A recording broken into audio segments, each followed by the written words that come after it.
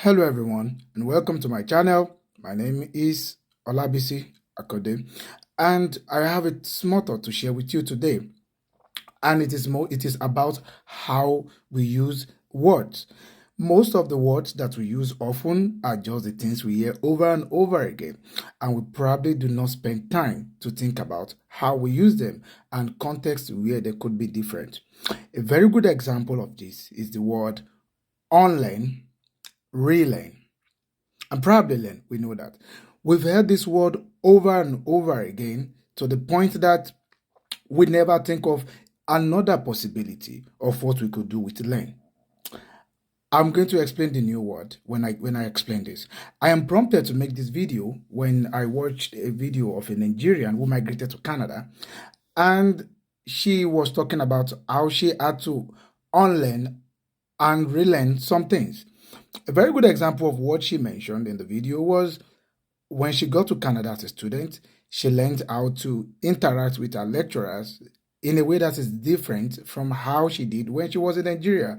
For example, not calling them by their last name or by calling them with a title. So she had to call them by their first name.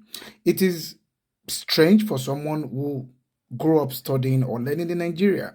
So this lady said she had to unlearn this, and maybe when she goes back to Nigeria, she had to relearn. And it prompted me to think about, what if you just co-learn? Not every time you just have to unlearn, relearn. Sometimes I think there's a kind of pressure on people who migrate from Africa to Western countries, and we think because they have this higher standard, they already have everything, so we just have to unlearn or relearn everything from our side.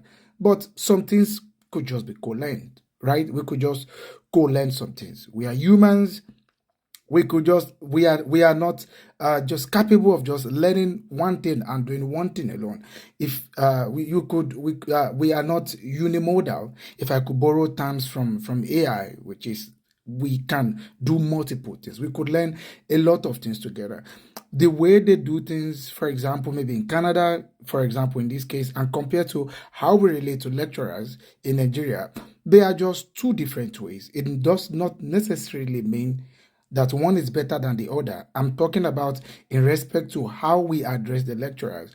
There might be, in and of itself, there's nothing wrong with both. Both are just cultures in different places.